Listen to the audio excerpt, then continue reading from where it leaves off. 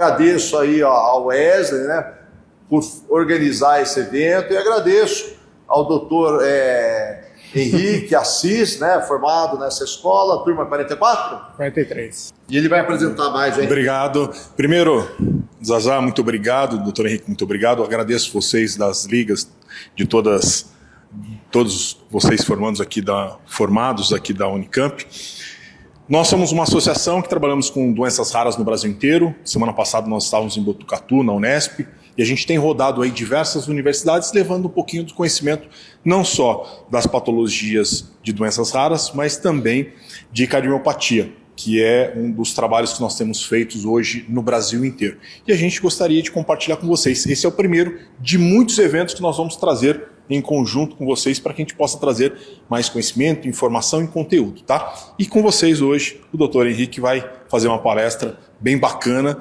Ele fez uma palestra para a gente recentemente também e a gente teve muito conhecimento e informação. É o que a gente tenta trazer para vocês. Muito obrigado. Dr. Henrique. Bom dia, meu nome é Henrique. Apesar de falar o contrário, continua sendo Henrique. Eu tenho toda a formação aqui na Unicamp, graduação, cardiologia, clínica. Atualmente eu atuo mais em consultório, faço ecocardiografia também e sou contratado plantonista aqui da unidade coronariana. O objetivo da palestra é trazer algo que seja interessante, que talvez vocês consigam aproveitar aí ao longo dos anos.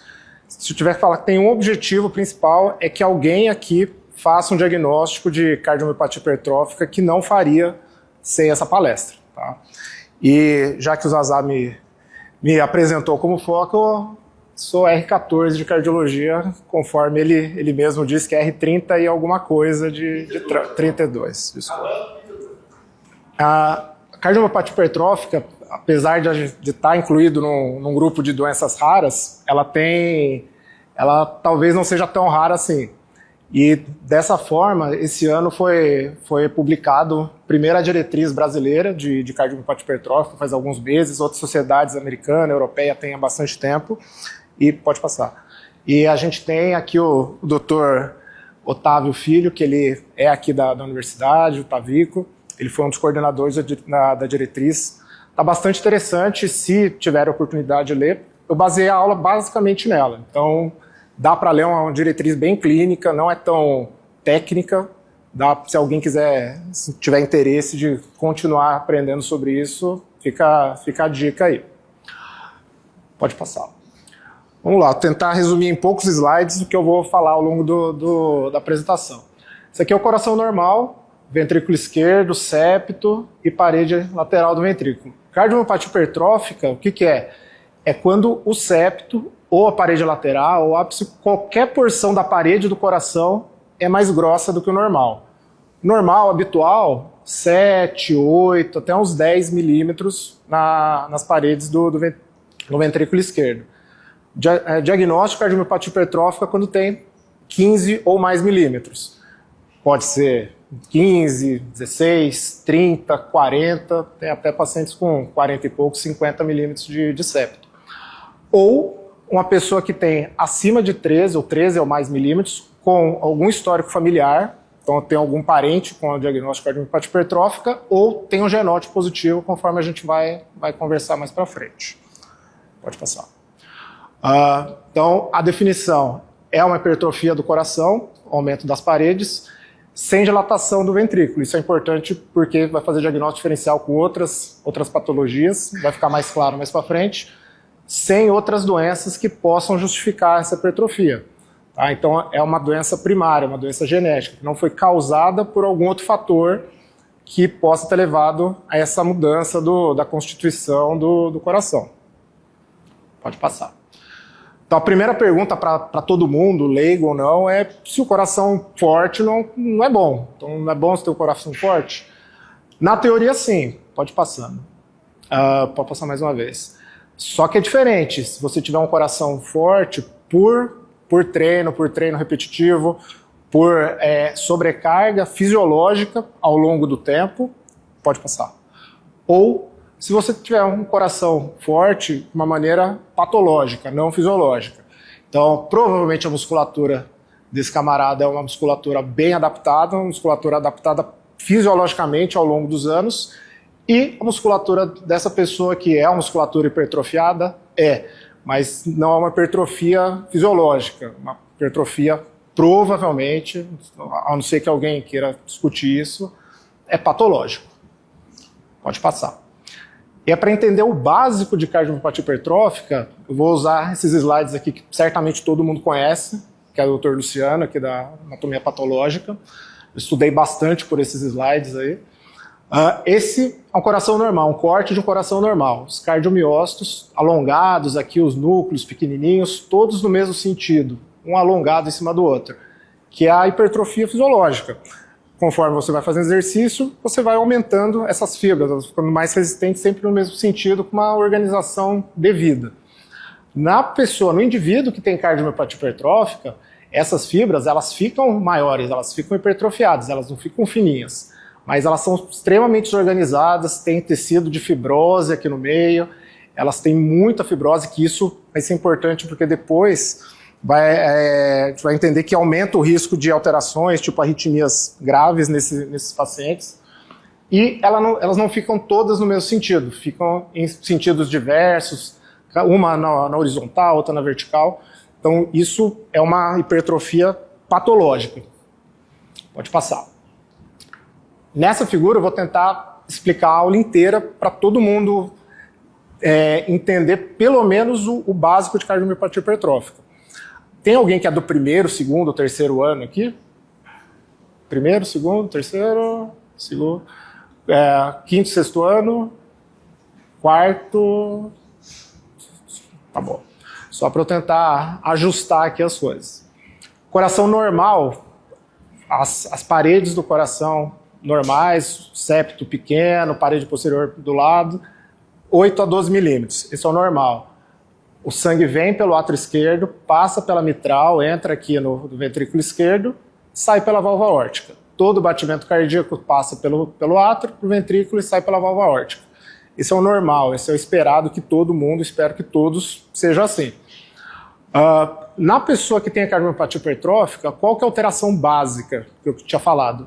O músculo é hipertrofiado, como aquele bodybuilder que eu tinha mostrado o músculo.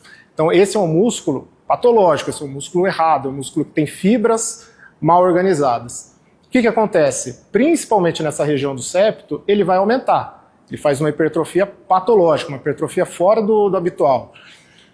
Como ele aumenta, essa passagem do sangue de dentro do ventrículo esquerdo para a aorta, que aqui tinha esse diâmetro, ele fica diminuído.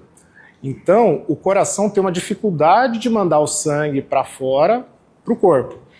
Outra coisa, a hipertrofia do coração ela é concêntrica, ela é para dentro do coração. A hipertrofia do atleta, geralmente, ela é excêntrica. Então, o coração recebe um sangue e ele consegue manejar esse volume para fora. Ele consegue ter essa dinâmica mais fisiológica. Na pessoa que tem cardiomiopatia hipertrófica, o sangue ele tem uma dificuldade de entrar no ventrículo, tem um espaço muito reduzido. Então ele tem uma dificuldade de entrar e tem uma dificuldade de sair do coração. O que acontece? A dificuldade para sair do coração pode causar sintoma de baixo débito, pode causar sintoma de insuficiência cardíaca. E ao mesmo tempo que o coração tem essa dificuldade do gradiente de sair, do sangue sair aqui pelo ventrículo esquerdo, ele faz uma sucção, ele puxa essa válvula mitral, esse folheto aqui da válvula mitral. Então, aqui a gente consegue ver bem. Entra o sangue aqui da válvula mitral para o coração, aqui ele tem dificuldade para sair, e esse folheto aqui, por sucção, ele passa, aqui o folheto da mitral, ele passa aqui para frente. Ele tem um movimento anterior. O que acontece? Tem dificuldade para o sangue sair e a válvula mitral, que era para estar fechada, ela abre. Quando abre a válvula mitral, volta sangue aqui para dentro do átrio esquerdo. Aumenta a pressão no átrio esquerdo, aumenta o átrio esquerdo. Alguém lembra a principal arritmia que é causada por dilatação do átrio esquerdo? Fibrilação atrial. Então, se dilata o átrio esquerdo, você pode levar os pacientes com cardiomiopatia hipertrófica para fibrilação atrial. Então, nessa figura aqui, o que dá para entender? Hipertrofia do coração, dificuldade de relaxar o coração, disfunção diastólica, dificuldade de mandar o sangue para frente e aumento de ato esquerdo, aumento de arritmias. Então, tudo que vocês estão vendo aqui vai ser detalhado ao longo da aula, mas se souber isso daqui de cardiomiopatia hipertrófica, provavelmente vocês já sabem mais do que a maioria dos formados. Pode passar a próxima. O Wesley falou que é uma doença rara, o Zazá falou que é doença rara. Será que é mesmo? O que a gente define como doença rara ou não? Cardiomiopatia hipertrófica, classicamente, nos estudos há décadas, a incidência mundial, prevalência de 1 para 500 pessoas. Provavelmente, todo mundo aqui já teve contato com alguém com cardiomiopatia hipertrófica, sabendo que era ou não hipertrófico. Mas, recentemente, tem-se cogitado essa prevalência bem menor, 1 para 200 pessoas.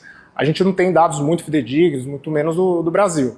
Mas é muito provável que essa prevalência seja maior do que o 1 para 500. Então, talvez 0,5% das pessoas sejam hipertróficos e não saibam.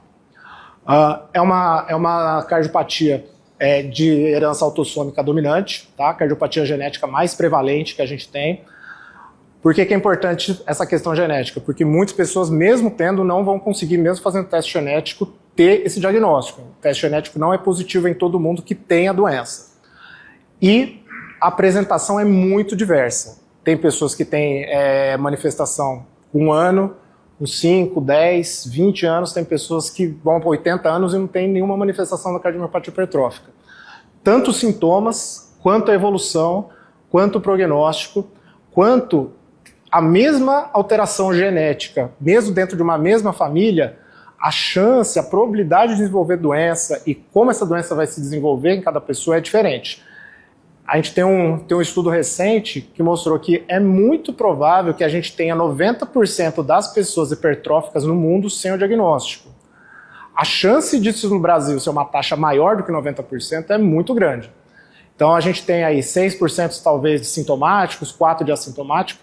Então é provável que a gente faça menos do que 10% de diagnóstico dessa doença.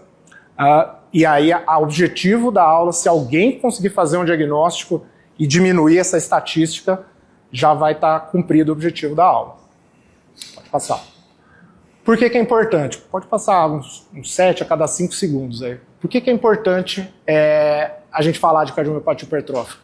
Não é a manifestação mais comum, não é a manifestação mais frequente, mas a principal manifestação da cardiomiopatia hipertrófica é a morte súbita. E geralmente essa morte súbita está relacionada com indivíduos mais jovens. E muito frequentemente a esforço físico, e geralmente o esforço físico de corrida, parada, não um esforço físico progressivo. Muito comum no futebol, muito comum no basquete, outras modalidades, pode passar. Não que todas as mortes súbitas em pessoas jovens sejam de cardiomiopatia hipertrófica, mas, pode passar mais alguns.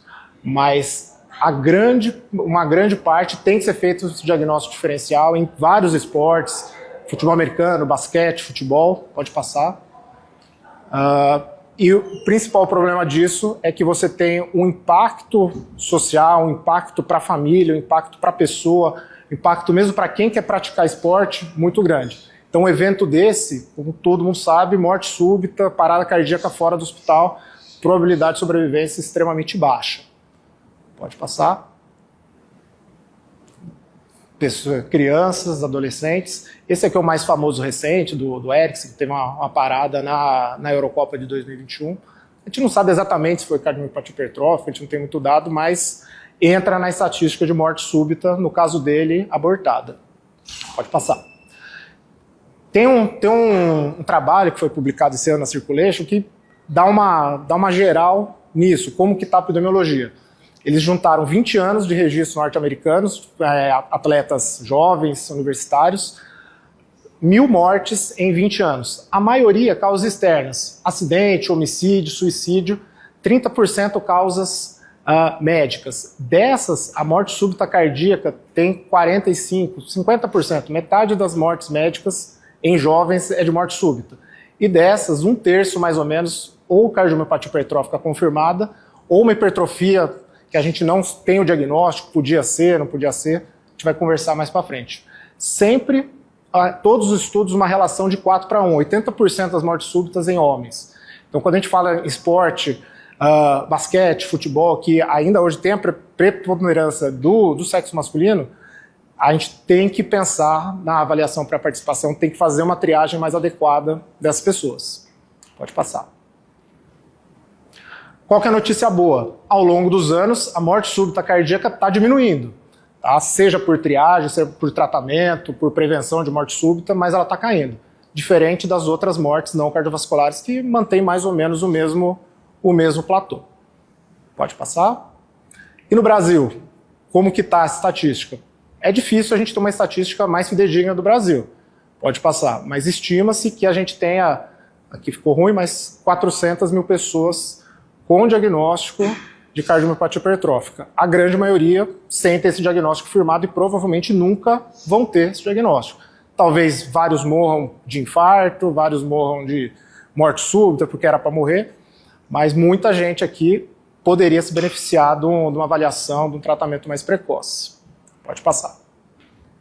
Então, como que a gente vai achar essas pessoas dentro desse mundo todo que a gente vê? A gente faz ambulatório, consultório, pronto-socorro. Quem que é a pessoa cardiomiopatia hipertrófica? Aqui, acho que não tem 200 pessoas. Mas como que a gente vai saber quem que é a pessoa que tem? Às vezes a pessoa não tem sintoma nenhum. Pode passar. Então, a ideia é a gente tentar reconhecer essa pessoa antes que seja muito fácil, antes que seja óbvio para todo mundo reconhecer quem é esse paciente. Pode passar. E aí, eu falo aqui de oportunidades. O que é oportunidade? As chances que a gente tem de fazer o diagnóstico dessa pessoa, de identificar esse paciente. Mesmo que ele não tenha que fazer nada da vida, não tenha que fazer tratamento nenhum, mas é provável que se você fizer muitos diagnósticos, alguém você vai ter conseguido beneficiar. Estou falando aqui para muita gente, se uma pessoa fizer um diagnóstico, já está resolvido o objetivo da aula. Check-up. A gente não faz check-up aqui no HC, então é difícil a gente fazer isso. No consultório, espero que todos peguem pacientes e consigam ter uma noção de fazer isso, de excluir essa doença no consultório. Sintomas, tanto pronto-socorro, pessoa chega com dor no peito, vai escutar, às vezes a pessoa tem um sopro diferente, você vai fazer um eletro, olha com um pouquinho mais de carinho, principalmente fora do habitual. Um senhor de 60 anos, diabético, que fuma com dor no peito, é pouco provável que ele esteja tendo uma crise de angina por cardiomiopatia hipertrófica. Mas pessoas que não são habitualmente do que a gente está acostumado, fica atento. Avaliação pré-participação. O cardiologista faz bastante isso, de liberar para esporte, mas o clínico, outras especialidades acabam fazendo. Às vezes faz uma carta no meio do corredor, fala, posso fazer academia? Pode? Vai lá, não tem problema não. Todos esses recursos a gente vai poder fazer o diagnóstico. Idade, pessoa jovem, geralmente a pessoa que está em maior risco de morte súbita são os jovens. Então não é comum um jovem ter dor no peito quando faz alguma atividade, ou depois que faz atividade. Levantar a orelha para isso. Sintomas, a gente vai detalhar mais para frente. Acidente familiar. Pô, meu pai morreu de infarto com 40 anos dormindo. Meu avô, minhas avós estavam no sítio, não tinha nada, morreram trabalhando. Quantos anos? 40, 45. Não é esperado isso acontecer. Então, você pode até não fazer o diagnóstico, mas você pode levantar a orelha, pedir uma avaliação ou encaminhar para alguém. Eletrocardiograma, ecocardiograma, que é o exame mais, digamos, importante aí na cardiomiopatia hipertrófica, a ressonância e o teste genético. Pode passar. O que a gente tem de sintoma? Grande parte é assintomático. Cerca de metade das pessoas que têm o diagnóstico não tem sintoma nenhum. São as pessoas que são não obstrutivas. Então, quando eu mostrei aquela figura, tem pessoas que têm o septo grande, tem parede grande espessada do coração, mas não tem dificuldade do sangue sair do coração pela válvula aórtica. Seja pela localização da hipertrofia, seja pelo jeito que ela tem a dinâmica no batimento cardíaco. Mas metade, sendo ou não obstrutivo, não tem sintoma. Então a gente tem que tentar buscar por outra forma. Dor no peito, o clássico é dor no esforço. Tá? Seja exercício isométrico, seja exercício de endurance, mas o clássico é dor no peito em pessoa jovem. Tá? E essa dor é isquemia, essa dor é falta de sangue, é dificuldade do sangue entrar no músculo, seja porque o músculo é muito grande, é hipertrófico, igual aquele halterofilista, aquele bodybuilder, que a musculatura cresce muito rápido e os vasos não conseguem perfundir adequadamente, seja porque tem uma pressão diastólica, seja porque tem uma pressão dentro do ventrículo muito grande. Então esses pacientes têm isquemia, mas eles não têm, na maioria das vezes, obstrução. Então você vai fazer um cateterismo, vai fazer algum outro exame, você não encontra obstrução, você não tem que fazer revascularização. O tratamento é diferente, mas ele está isquemiando, tem dor no peito e está sofrendo o coração dele. Síncope e lipotímia, geralmente nos obstrutivos. O que é? A pessoa faz algum esforço, perde a consciência ou tem a sensação de perda de consciência. Essa síncope cardíaca é muito característica, eu vou tentar mostrar mais para frente no vídeo. Dispneia, intolerância ao esforço, sintoma de insuficiência cardíaca, geralmente é quando o coração ele já não tem só disfunção diastólica, já não tem mais só a dificuldade de encher. Ele começa a ficar fraco, tem a dificuldade de mandar o sangue para frente. Arritmia, fibrilação atrial, que eu mostrei para vocês, por conta de dilatação do ventrículo esquerdo. E a pessoa pode não sentir nada, pode passar 2. Mas esse nada é porque a pessoa pode nunca ter tido sintoma, em nenhum momento ter nenhum diagnóstico, o primeiro sintoma ser a morte súbita. Ele tendo sintoma ou não, a chance de morte súbita não vai depender disso daqui, vai depender de outras coisas que a gente vai conversar mais pra frente. Pode passar. Pô, eletrocardiograma, puta, que exame chato, não gosto de ver, não sei ver, vou ver fazer, mostrar pra alguém, ver depois, ver se tem algum problema. Eletrocardiograma é o exame que é o mínimo que o cardiologista precisa para fazer as coisas, mas alguma noção de eletro a gente tem que ter. Tem terceiro, quarto ano, a gente consegue ver que esse eletro normal é diferente desse eletro. Você não precisa saber descrever, você não precisa falar que esse daqui tem as ondas T invertidas aqui nas pré-cordiais, aqui tem sobrecarga, Sokolov, a onda P aqui tem sinais de sobrecarga de átrio esquerdo, mas esse eletro aqui é muito mais normal que isso aqui. Fazer o diagnóstico de algum problema, seja ele qual for aqui, é mais fácil. Qual que é o problema? Pode passar. Problema que é uma doença dinâmica, igual eu falei. O paciente muda de estágio para outro. Esse paciente aqui é o mesmo que esse paciente. A única diferença é que esse daqui, esse pode passar. Esse eletro foi feito em 2016, esse eletro foi feito em 2023. Esse é o paciente que eu acompanho até hoje. A primeira consulta dele comigo, no ano passado, ele... Só volta uma vez.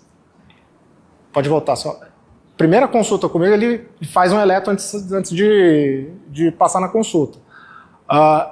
Me apresentei para ele, tudo bem, meu nome é Henrique e tal. Viu o eletro, há quanto tempo você sabe que você tem cardiomiopatia hipertrófica?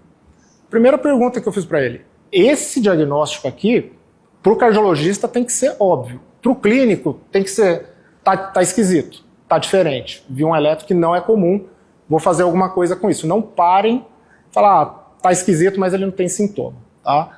Então esse, inclusive, é um paciente que a gente está tentando aí melhorar a condição de vida dele com a medicação.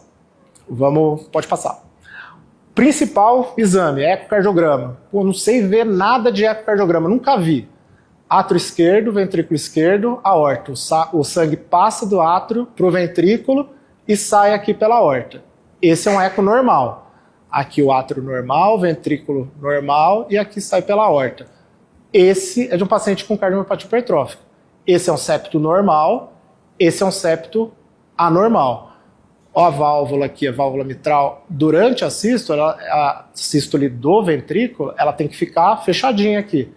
O paciente com cardiomiopatia hipertrófica, o septo não deixa o sangue passar, tem uma obstrução aqui, e quando faz a contração, ao invés da válvula ficar desse jeito, ela entra aqui. Então tem a dificuldade do sangue sair pelo septo e pela válvula. Tá? Esse daqui é outra imagem do septo, uma outra imagem de ecocardiograma. Pode passar. Vou passar mais uma. Outra imagem igual essa daqui, com o septo bem grande, aqui 25, 26 milímetros. E aqui é um outro corte, como se fosse um rocambole, vendo o coração de frente. Essa é a parede normal do coração, aqui está o ventrículo direito, esse é o ventrículo esquerdo. E aqui o ventrículo direito, o ventrículo esquerdo e um bife aqui no meio entre os dois ventrículos. Tá? Isso daqui totalmente anormal, ele está comprimindo o ventrículo esquerdo para cá, O sangue não tem como entrar e ter uma fisiologia normal aí do coração. Pode passar. Então tá bom, então eu descobri o paciente, de algum jeito ele fez um ecocardiograma e ele tem o coração grosso, ele é hipertrófico. Portanto, ele tem diagnóstico de cardiomiopatia hipertrófica. Não, é um pouco mais difícil do que isso. Tem coisa que a gente chama de fenocópias. Fenocópias é um nome para o diagnóstico diferencial. Ao longo da vida da pessoa, ela tem diversas situações nos quais ela pode ter hipertrofia do coração. Desde recém-nascidos, eu não sei se tem alguém da pediatria presente, mas doenças genéticas, doenças de Pompe, doenças de Danon, mitocondropatia, distrofia musculares. Ao longo da vida dessa pessoa, toda pessoa que tem hipertrofia, todo paciente com hipertrofia, a gente vai ter que tentar fazer o diagnóstico diferencial. Aqui é muito importante o atleta, que ele geralmente faz uma hipertrofia, principalmente atleta de alto rendimento, e aí esportes que tem uma questão de força maior, halterofilismo, boxe, lutas, eles podem ter corações bem hipertróficos, 13, 14, 15, e aqui é difícil às vezes fazer o diagnóstico diferencial, mas isso é bem para o especialista, bem para o cardiologista, e ao longo da vida também, todo mundo vai pegar algum paciente hipertenso, crônico, ou toma um captopril, tem a pressão 17/10 a vida inteira, e você pode fazer o eco dele ser hipertrófico. E aí você não sabe se ele é um hipertrófico que nunca fez o diagnóstico ou se ele é um hipertenso mal controlado. Pode passar. Para isso vem o outro exame, que hoje é padrão ouro para a gente fazer tanto o diagnóstico quanto o segmento, que é a ressonância. Ninguém precisa saber padrão de ressonância, como que é a pessoa com cardiopatia hipertensiva, como que é o hipertrófico. Tem que saber que existe essa possibilidade da gente fazer um exame que mostra não só o tamanho da parede, mas como que está essa parede, se tem fibrose, se tem célula morta, se tem célula que não funciona adequadamente na parede. Realce tardio é fibrose. Fibrose é célula que não funciona, está morta. Tá? Então, esse padrão da cardiopatia hipertrófica é bem típico, e essa questão da fibrose vai ser importante para os próximos passos que a gente vai dar com o paciente. Pode passar. Puta, genética, fisiologia, detestava Guyton, não sei o que é miosina, não sei o que é actina, eu sei que o negócio juntava aqui, passava para frente a fita, não sei nada disso. O que é importante aqui? Pode passar. Que a gente tem dezenas, centenas de genes que estão, pode passar mais um, que estão envolvidos na fisiopatologia da cardiomiopatia hipertrófica. Centenas, às vezes tem um que tem uma família descrita no mundo. Os mais importantes são esses dois. Tanto faz vocês saberem, pro clínico não faz diferença. Importante que aqui 70% dos pacientes com cardiomiopatia hipertrófica tem alteração em algum desses dois genes. Por que é importante saber isso? Porque dependendo da alteração, da onde ele está alterado, a genética, ele vai apresentar uma doença provavelmente mais grave, menos grave, mais precoce, menos precoce, com uma penetrância maior na família ou menor. Tá? E aí a gente pode passar. A gente consegue fazer isso através do teste genético. Ah, mas teste genético é caro, vamos fazer. Teste genético para cardiomiopatia hipertrófica hoje custa em torno de R$ 2.500, R$ 3.000. Mas se a pessoa já tem o diagnóstico, ela já sabe que ela tem a cardiomiopatia hipertrófica, fez a ressonância, para que eu vou gastar sabendo que eu já tenho a doença? Não vai mudar nada para mim. Pode mudar. Às vezes a pessoa não tem uma clareza do diagnóstico, tem um diagnóstico diferencial mais difícil. Ou ele quer saber do restante da família, filhos, irmãos, pais, tem uma chance de ter cardiomiopatia hipertrófica. Talvez essas pessoas sejam acompanhadas com maior rigor e podem prevenir algum evento no futuro. Ou, dependendo do gene, tem uma chance maior ou menor de desenvolver a doença. Então, o teste genético, quando ele é negativo, eu estou tranquilo. A pessoa tem cardiomiopatia hipertrófica, ela é hipertrófica, tem o padrão na ressonância típico, mesmo com gene normal, eu vou tratá-lo dessa forma. Agora, se ele for alterado, eu vou procurar na família se tem alguma alteração e o acompanhamento pode ser mais efetivo. Pode passar. Tratamento não é o enfoque de vocês, não é o enfoque do clínico, mas o tratamento da cardiomiopatia hipertrófica, diferente de outras condições, ciência cardíaca, hipertensão, ele é fácil. Cardiomiopatia hipertrófica, se você entende a logística, como que funciona, é muito fácil. Porque você tem duas opções. Ou você diminui o risco de morte e só tem uma coisa que reduz o risco de morte na cardiomiopatia hipertrófica. Na verdade, você não reduz o risco de morte, você reduz o risco da pessoa morrer quando ela morre. Porque morte súbita, quando você tem alguns critérios, você pode indicar o cardiodesfibrilador, o CDI, o cardiodesfibrilador implantável. A pessoa morre, ele pode reanimar a pessoa. E quando a pessoa tem sintomas, seja insuficiência cardíaca, seja dor torácica, basicamente a gente tem beta-bloqueador até pouco tempo atrás para diminuir a contração do coração, diminuir aquela força que o coração faz para mandar o sangue para frente. Hoje a gente tem uma outra opção que eu vou falar mais para frente, que é o Mavacantem, desde 2022. Ainda a gente esbarra na questão do custo, que vou detalhar um pouco mais para frente. Outros remédios, anticoagulantes se a pessoa tem fibrilação atrial, insuficiência cardíaca se a pessoa desenvolve insuficiência cardíaca sistólica, você deve tratar.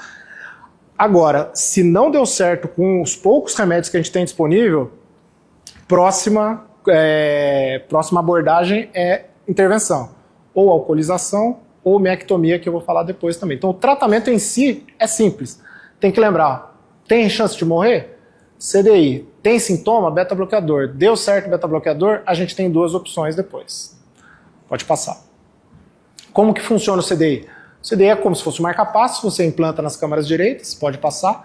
Ele consegue identificar se a pessoa está tendo alguma arritmia de parada cardíaca. Ele carrega o choque, dá um choque na pessoa, pode passar, e restabelece o ritmo normal.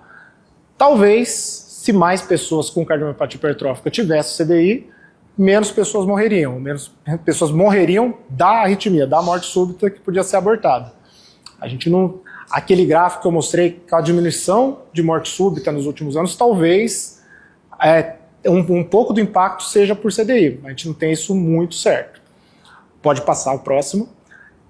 Eu tenho um vídeo aqui, mas eu não sei se ele vai rodar. Você tenta clicar aí. Morte súbita de cardiomiopatia hipertrófica, nos primeiros avaliações, década de 80, década de 90, tinha uma incidência cerca de 5 a 6% por ano de morte súbita. Hoje, com o CDI, com o diagnóstico mais precoce, com o tratamento, a gente tem de 0,5% a 1% de morte súbita nesses pacientes. Caiu bastante. A gente nunca vai chegar em zero, nenhuma doença a gente consegue chegar a zero, mas o objetivo é tentar chegar o mais próximo possível de zero. Esse vídeo não vai passar, esse vídeo, se vocês quiserem olhar na internet, você botar no YouTube, jogador de futebol, CDI, morte súbita, ou desfibrilador, morte súbita abortada. Vai ser o primeiro vídeo. O que seria importante de ver isso daqui? A síncope da pessoa que tem algum problema cardiológico, ela é súbita, que a gente fala de liga-desliga. A pessoa está andando, ela só cai. Ela não sente mal, não sente tontura, não sente que vai cair, ela só cai. E esse jogador aqui, ele já tinha um diagnóstico, ele já tinha um CDI, ele teve uma morte súbita no campo e em 10 segundos o CDI desfibrilou ele saiu andando bem, depois foi o segmento, e aí vai a discussão se é uma pessoa que devia estar praticando esporte nessa intensidade ou não. Pode passar. Mas é bem fácil de encontrar o vídeo. Então se eu tenho chance de ter morte súbita, 1% por ano, vou botar CDI em todo mundo, acabou, não tem discussão. CDI, como qualquer procedimento invasivo, tem suas complicações, complicação tanto da cirurgia, do pós-operatório, de um dispositivo externo, tem risco de infecção, não é uma coisa totalmente inócua. Como que a gente faz isso? A gente tenta estratificar, tenta ver quem tem uma chance maior de ter morte súbita e pode se beneficiar do CDI. Sempre vai ter quem já morreu. Morreu por algum choque, por alguma arritmia, ou por cardiomiopatia hipertrófica, esse tem indicação de CDI, acabou. Provavelmente quem já passou, vai passar na enfermaria de cardiologia, vai ter algum paciente lá esperando para implantar o CDI porque teve uma morte súbita abortada. Seja por isquemia, seja por miocardiopatia. No CDI, na cardiomiopatia hipertrófica, teve uma TVFV ou morte súbita, CDI não tem discussão. Tem vários outros parâmetros que a gente pode usar. O que é o principal? Pessoa que tem uma hipertrofia muito grande do septo, a gente considera acima de 28, 30, muito grande. Aquele paciente que eu mostrei do eletro, aqui, ele tem 37 de septo, ele pôs o CDI no passado, nunca teve terapias, mas é um paciente que já tem indicação de pôr CDI pelo tamanho do septo. aneurisma do ápice do ventrículo esquerdo ou queda de fração de ejeção, que é um paciente mais grave, que já perdeu o time de ser tratado. Tem outras arritmias, o realce tardio na ressonância, então quanto mais fibrose, quanto mais músculo doente ele tem, maior a chance de ele ter uma arritmia naquela fibrose. Então esse é um paciente que pode se beneficiar do CDI, e lembrando que sempre a pessoa, quanto mais jovem, maior o risco. Porque a gente considera que a pessoa que tem a cardiomiopatia hipertrófica mais idosa, acima de 40, 60 anos, é uma pessoa que já foi triada. A vida já triou, já foi suficiente para ele não morrer nas atividades do dia a dia. Então é muito pouco provável que ele tenha algum evento grave a partir dos 50, 60 anos, sendo que ele nunca teve.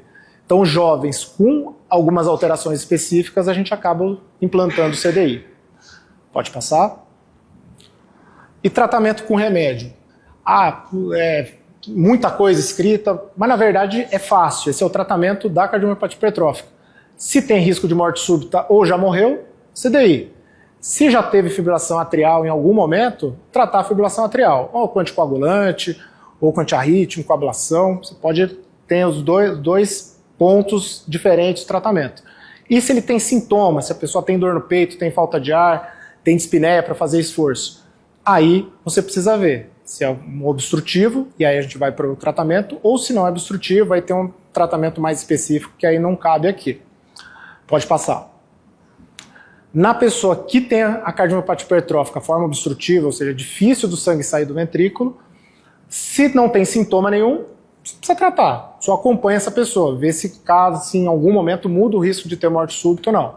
Se tem algum sintoma, tratamento com remédio, beta-bloqueador. Beta-bloqueador. A gente usa muito pouco, verapamil de tiazem, disopiramida a gente não tem no Brasil, provavelmente nunca vai ter, fora também é difícil. Então, a pessoa tem algum sintoma, beta-bloqueador.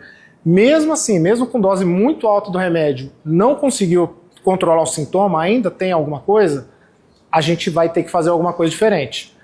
Antes, a gente só tinha a opção de cortar o septo, de diminuir o gradiente mecanicamente, ou com alcoolização ou com redução septal. Hoje, há alguns poucos anos, a gente tem essa opção dessa droga que chama mavacantena, pode passar, que age não reduzindo a contração, não reduzindo a frequência cardíaca, ele não age na consequência da cardiomiopatia hipertrófica, ele age na causa, ele age na miosina cardíaca. Por isso que eu tinha mostrado toda aquela interação dos genes antes. Então, a gente tem a possibilidade hoje de tratar a causa dos problemas da cardiomiopatia hipertrófica. Causa inicial, aquele desarranjo da fibra, aquela hipertrofia da fibra, hoje é possível ser feito. Qual que é a dificuldade? Hoje, a gente esbarra no principal empecilho, que é o custo. O tratamento com essa droga hoje custa cerca de R$14 mil por mês. Não é a realidade para a grande maioria das pessoas, mesmo para quem pode pensar em uma terapia para o resto da vida. Então é algo que a gente tem que tentar mitigar isso, tem que tentar colocar isso de forma clara, e aí o Instituto Amor e Carinho a gente consegue ter uma parceria para que em algumas pessoas a gente conseguir tentar pedir esse medicamento, principalmente em quem não consegue ter esse acesso, que é uma medicação que pode, e a gente tem pouco estudo até agora, mas tem uma probabilidade, uma chance muito grande de mudar a história natural de pessoas que têm a necessidade de usar alguma droga para cardiomiopatia hipertrófica. Agora, as opções são ou alcoolização, que é você faz um cateterismo e cria um infarto nessa artéria septal que fica bem próximo da saída do ventrículo esquerdo. Então você causa um infarto, você diminui essa área da saída, essa área do septo. Provavelmente vai melhorar o gradiente, vai diminuir a dificuldade para o sangue sair. Ou o cirurgião vai lá e corta o septo. Também facilita para o sangue sair do coração. A tendência é que melhore os sintomas, só que são terapias invasivas. E tem uma outra dificuldade, que não são todos os centros que tenham uma expertise grande. É uma cirurgia tecnicamente que não é tão complexa, mas os pacientes geralmente nesse nesse ponto do tratamento já são complexos e não é um pós-operatório fácil. Pode passar para o próximo. Então, entendendo isso, a gente fica com algumas incertezas ainda. Tem várias, na verdade, mas os principais eu acho que são a pessoa que tem o diagnóstico genético, ele fez o teste genético por algum motivo, ou ele tem alguma alteração no eletro, ou o pai, a mãe tem, ele fez o diagnóstico genético. Então ele tem um gene que aumenta a chance dele desenvolver a cardiomiopatia hipertrófica, só que ele não tem fenótipo, ele não tem sintoma, ele não tem eletro alterado, pode até ter eletro, mas né, geralmente não tem, ele não tem nenhuma manifestação. O que eu vou fazer com ele? Preciso tratar? Preciso banir do esporte? Preciso fazer algum tratamento específico? A gente não tem essa resposta. A resposta mais clara que a gente tem é provavelmente uma pessoa que tem um risco baixo. Você pode liberar para esporte, você pode deixar essa pessoa ter uma vida normal, desde que você a acompanhe de perto. E a segunda dúvida, que acho que cabe mais para o médico geral, é liberar para o esporte. Pode passar. Por que eu digo isso? Porque quando a gente fala de atleta, e aí quem lida, quem conversa com atleta, o Zazá, outras pessoas que a gente tem um contato maior com atleta, a gente acha, o imaginário popular acha que o atleta busca saúde. Eu acho que dá para fazer um paralelo muito bom com a gente aqui. Todo mundo aqui prestou vestibular. Acho que ninguém aqui não prestou vestibular. As pessoas podem achar que a gente presta vestibular para aprender. Você não está estudando para aprender, para passar no vestibular. Todo mundo queria passar. Ninguém procurava... Bom, você pode até no início ser a procura do conhecimento, pode passar. Mas ninguém busca o conhecimento. Você está estudando para o vestibular para procurar a performance, pode passar. Você quer passar, você não está estudando para aprender. É uma consequência. Agora, o atleta, ele não está procurando saúde. O atleta, que é remunerado para isso, que ganha vida com isso, ele vai buscar performance. Ele precisando deixar a saúde dele de lado ou não. Pode passar. Então, a pessoa que tem cardiomiopatia hipertrófica, ela tem um substrato alterado. Se a gente tiver gatilhos frequentes, esporte, desidratação, condições adversas, gatilhos frequentes em condições mais ou menos que podem levar a alterações, dentro de um substrato, é muito provável que em algum momento ele vai ter sintoma. E é muito possível que esse sintoma seja uma morte súbita em algum momento. Então, no esporte competitivo, a gente não está falando de condicionamento, não está falando de saúde. A gente está falando de bater meta, de treinamento intenso, de recompensa tanto financeira quanto satisfação pessoal e deixar a saúde física de lado. Pode passar. E as diretrizes todas elas são muito unânimes em relação a isso. Se eu tenho a cardiomiopatia hipertrófica, então eu posso morrer, então eu vou botar um CDI para não morrer. Então eu posso fazer esporte. Todas são muito categóricas em falar que o CDI não é para liberar para o esporte. Você não põe o CDI para a pessoa poder praticar o que ela quiser, para liberar para esporte competitivo. Talvez a pessoa que já tem indicação de CDI seja uma pessoa com mais risco. Então ela que seria a última a ser liberada. Hoje, pode passar. Hoje a gente tem bastante conhecimento acumulado sobre isso. No Brasil a gente não tem tanto, mas na Europa e Estados Unidos. Essas são duas tabelas da diretriz que eu passei para vocês antes, que basicamente fala o seguinte: antes, a pessoa que tinha cardiomiopatia hipertrófica podia ser liberada para poucos esportes. Boliche, podia fazer arco e flecha, podia fazer bocha, está escrito. Só que porque o medo de uma morte súbita era muito grande. Hoje a gente tem estudos prospectivos que mostraram que mesmo pessoas que fazem esporte de intensidade moderada e intensa não tiveram aumento de morte súbita. Tá? Um follow-up pequeno, pessoas, poucos atletas, mas não se mostrou. Então talvez a questão não seja restringir o esporte, não seja abolir, seja saber como que é o paciente, se ele tem alto, médio ou baixo risco, e saber qual esporte ele pode praticar ou não.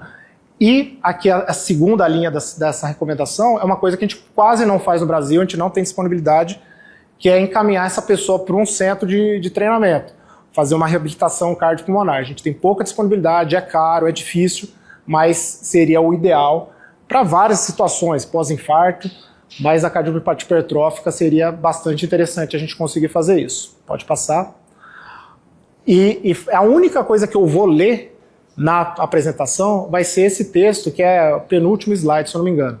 Então, a última diretriz americana, que saiu esse ano também, escreveu o seguinte: cada vez mais os dados afirmam que os efeitos benéficos do exercício na saúde geral são estendidos para os pacientes hipertróficos.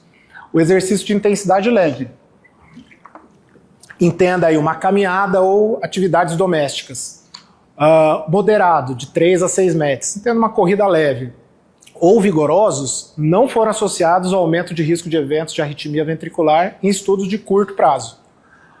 Se os pacientes seguem um treinamento físico rigoroso para fins de desempenho ou competição, ou seja, se é atleta, é importante se envolver em uma discussão abrangente e buscar informações de profissionais especializados sobre os riscos e benefícios potenciais para desenvolver um plano de treinamento individualizado e estabelecer um cronograma regular para a reavaliação. O que ele está falando? A maioria dos pacientes com cardiomiopatia hipertrófica pode fazer exercício. Como que vai ser isso? A gente precisa discutir, pode passar. Agora o atleta provavelmente não. Então o que eu queria que ficasse claro para vocês ao longo desses minutos da aula? Cardiomiopatia hipertrófica é raro? Olha, na minha concepção não é rara. Ela ainda entra no rol de doenças raras, mas acho que eu consegui mostrar para vocês que pelo menos rara ela não é. Ela pode ser pouco prevalente, mas não é rara. A hipercontratilidade do ventrículo esquerdo é o principal mecanismo que causa os sintomas e causa os problemas, que é principalmente a forma obstrutiva. Cada paciente é diferente e mesmo ao longo da vida o paciente vai mudando. Tá? O paciente podia não ter sintoma, começa a ter sintoma muito limitante, muito rápido. O diagnóstico depende de vocês, de nós todos, ter uma suspeição clínica, de pedir exames, de poder fazer essa avaliação o mais precoce possível. Os diagnósticos, os outros métodos complementares, eles vão ajudar a definir, excluir diagnósticos diferenciais. Complicação mais temida, morte súbita. Todo mundo fala disso, mas não é a mais frequente, mas é a principal que causa impacto aí na mídia ao longo do mundo todo. E aí pensar sempre no CDI, esse paciente que tem um risco maior. Tratamento, remédio, beta-bloqueador, Mavacantem, que é a droga que a gente tem desde o ano passado no Brasil. Tem a questão de custo, mas é muito provavelmente que ela atuando aí na fisiopatologia da doença, a gente tem resultados muito promissores aí. Se não tiver resultado, redução septal. E aí no esporte, quem pode ser liberado? Provavelmente todos os pacientes com cardiomiopatia hipertrófica podem fazer exercício. Agora, com quais restrições? Depende do risco individual de cada pessoa. Esporte competitivo, é muito provável que não. Todos os especialistas em cardiomiopatia hipertrófica a maioria é muito rigoroso nisso, que atleta competitivo ainda não, a gente não tem dados que possam e provavelmente não vão poder fazer exercício intenso, competitivo com cardiomiopatia hipertrófica. Há exceções, o próprio Eriksen lá, que teve a morte súbita abortada em 2021, ele jogou a Copa do Mundo agora. É uma discussão que passa da questão médica, passa da questão técnica, interesses econômicos, financeiros, familiares, mas isso eu acho que é o que tem que ficar claro pro clínico, pro cirurgião, pro ginecologista, que vai se defrontar com pacientes com essa doença. Então, em alguns detalhes, não precisa saber, mas o geral, a orientação e principalmente fazer o diagnóstico precoce, acho que é essencial para todo mundo. É isso, agradeço aí, pode passar o próximo. Agradeço aí, se tiver alguma dúvida, alguma coisa que não ficou claro, eu fico à disposição. Obrigado.